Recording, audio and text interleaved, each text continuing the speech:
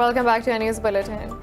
In Brazil, 990 more people have died from the new coronavirus in the past 24 hours, raising the total to nearly 56,000. While in Mexico, 719 people have died in a day, taking the toll to nearly 26,000. Worldwide, the death count has crossed 493,000 with over 9.7 million cases. Further details in this report.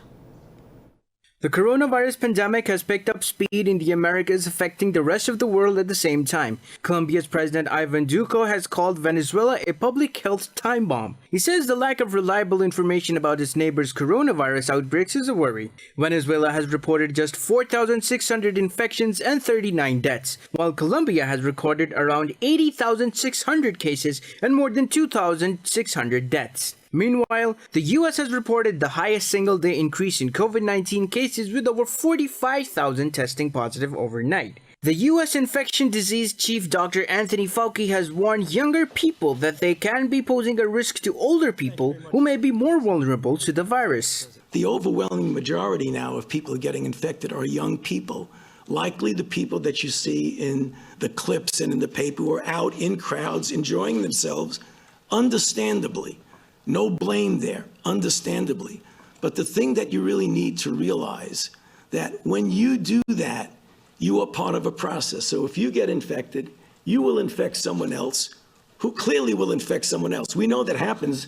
The European Union plans to bar travelers from the US, Brazil, and Russia due to a continued surge in coronavirus infections in the three countries. While the UK says it will lift its 2-week quarantine rule for visitors arriving from some low-risk countries after pressure from tourism sector. The World Health Organization says it will deliver 2 billion doses of COVID-19 vaccine to the world by the end of 2021.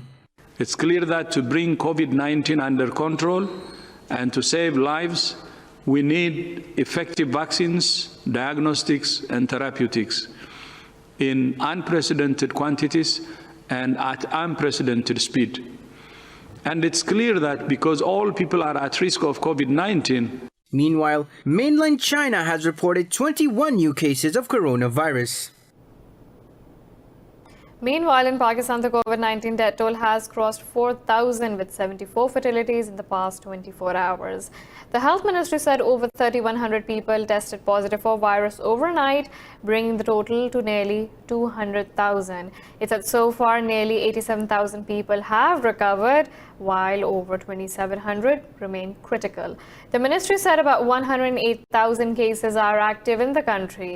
It said the province of Punjab has reported the most cases with 1,656 infections in a day.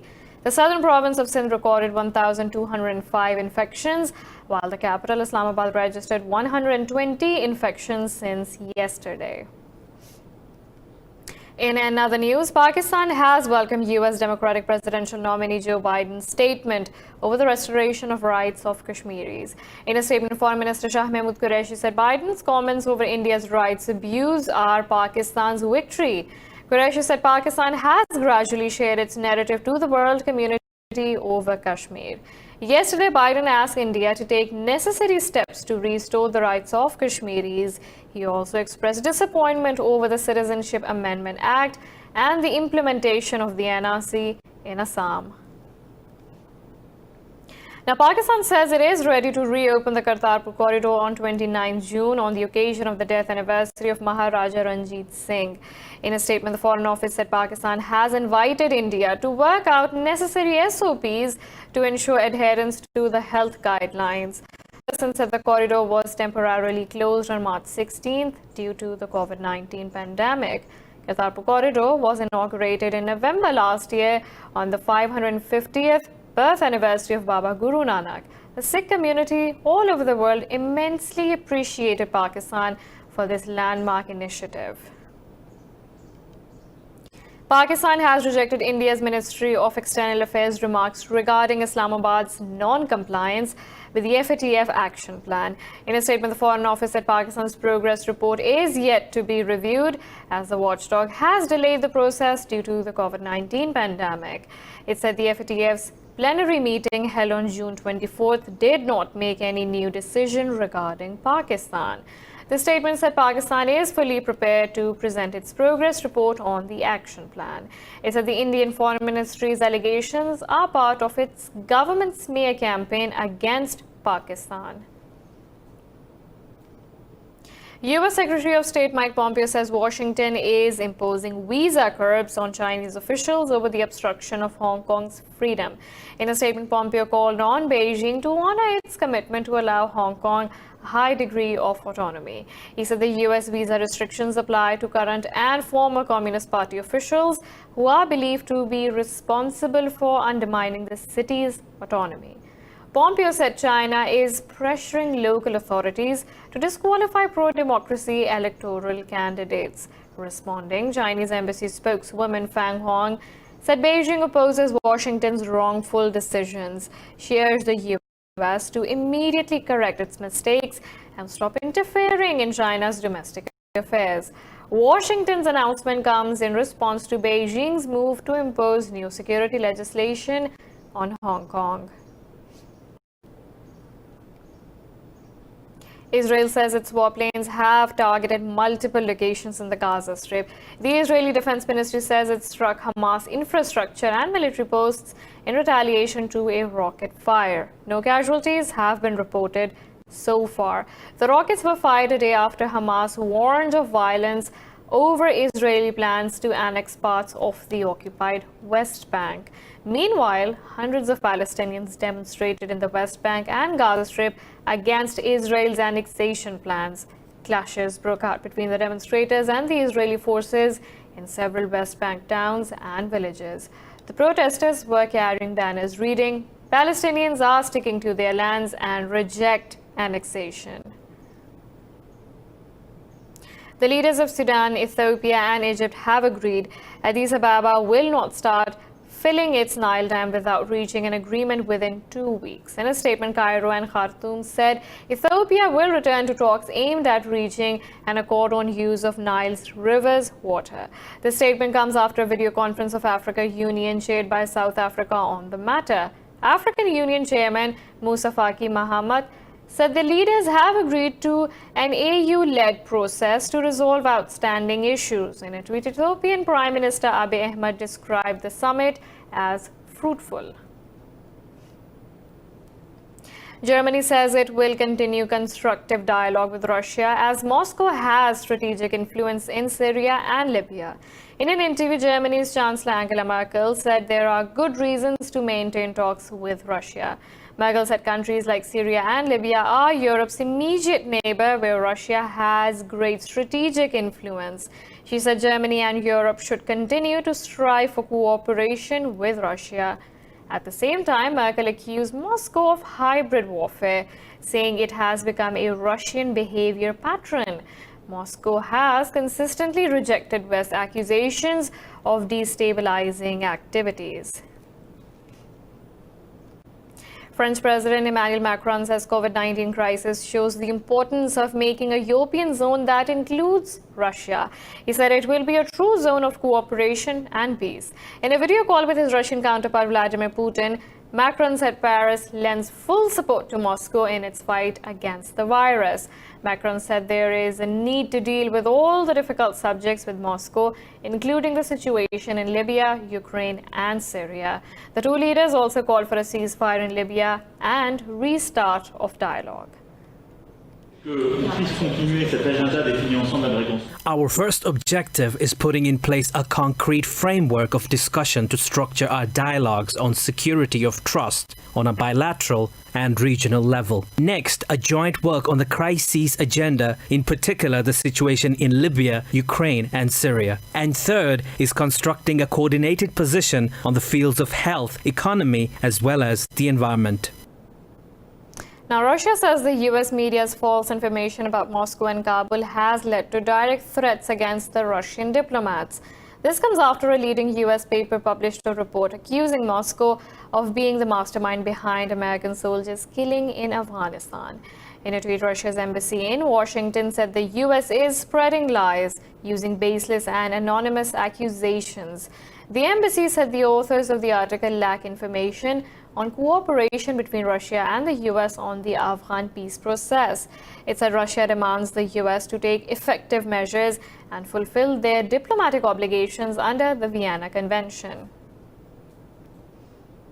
US Defense Secretary Mark Esper has urged the NATO members to meet a target of spending 2% of their GDP on defense.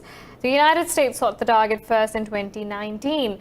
Speaking ahead of a meeting with NATO Secretary General, Esper said member states need to do much more to ensure collective security. He said the two leaders will discuss issues ranging from Afghanistan to the coronavirus response. While NATO Secretary General Jens Stoltenberg said they will also discuss the US military presence in Europe. He said the issue is on the forefront, particularly in respect of Washington's plan to reduce presence in Germany. Earlier, President Donald Trump announced reducing US troops in Germany following his criticism of Berlin for not spending more on defense.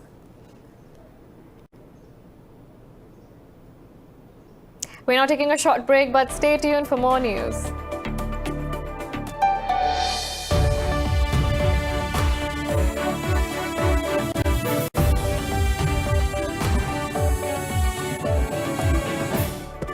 Welcome back. Iraq says it has killed 24 ISIS militants in a security operation backed by airstrikes in Saladin province. The army said it carried out a two-day operation against the ISIS militants in the mountainous Al-Qanuga area of the province. It said the operation resulted in the killing of 16 militants in the first day and 8 others in the second. The military said Iraqi and coalition raids destroyed a number of hideouts and several caves and tunnels.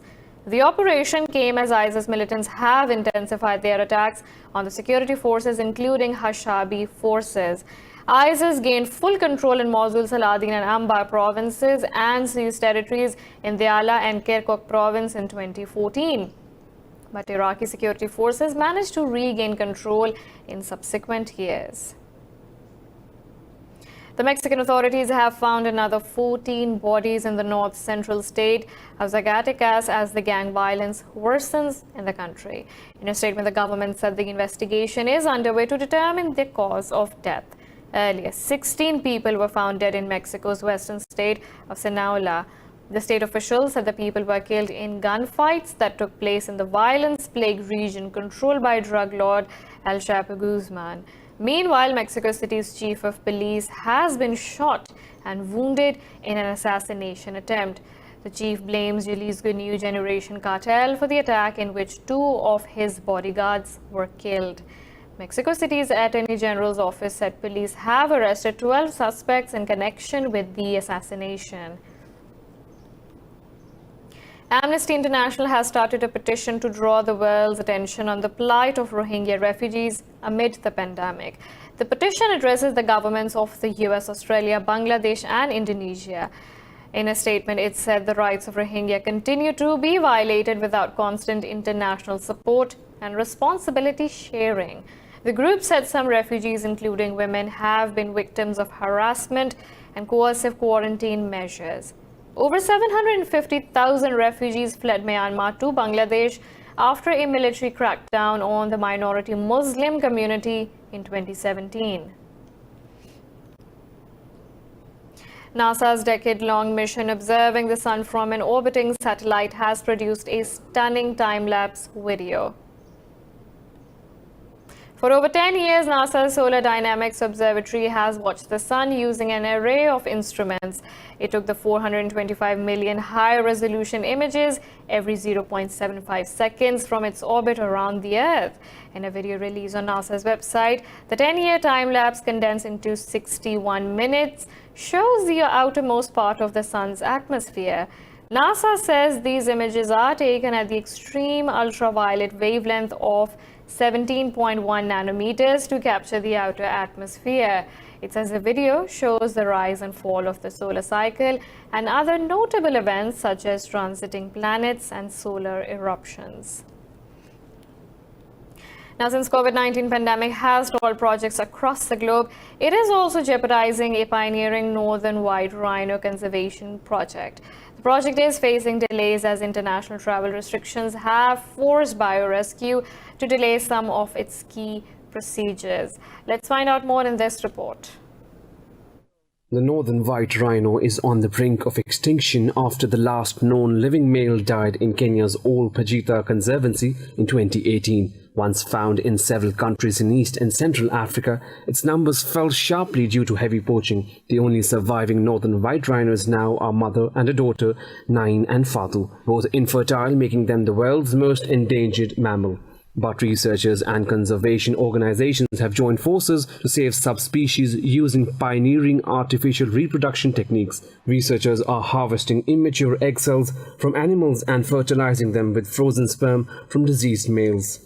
Biorescue is trying to utilize the most advanced assisted reproduction technologies combined with stem cell technologies and to produce in vitro embryos which then will be transferred into surrogate mothers, and at the end to produce a viable, genetically sound population. After 2 successful procedures to harvest oocytes in August and December last year, travel restrictions have forced scientists to postpone further procedures planned for May. Scientists said they are under huge time constraints because the 2 remaining female rhinos are aging, which will risk losing the creature.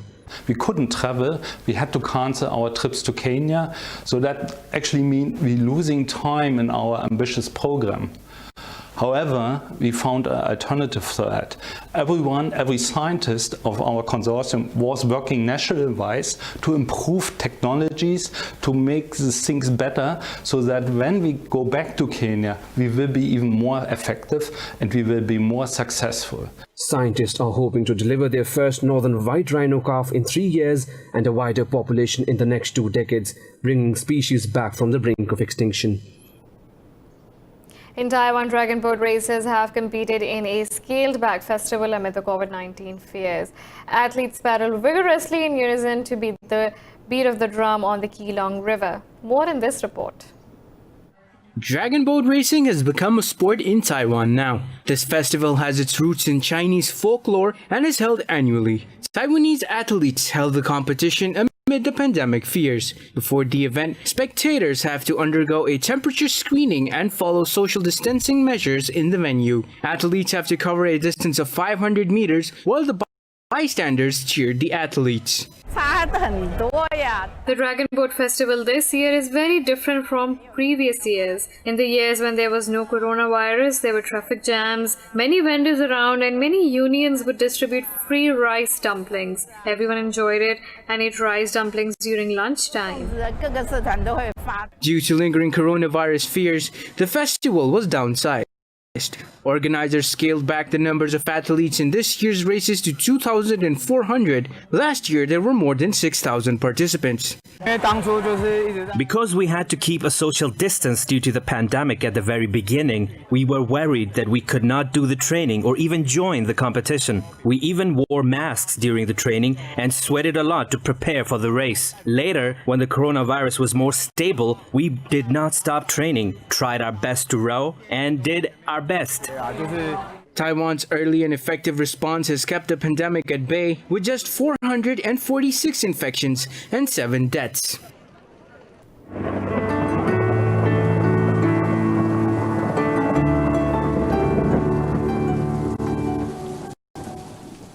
Now let's look at the weather from around the globe.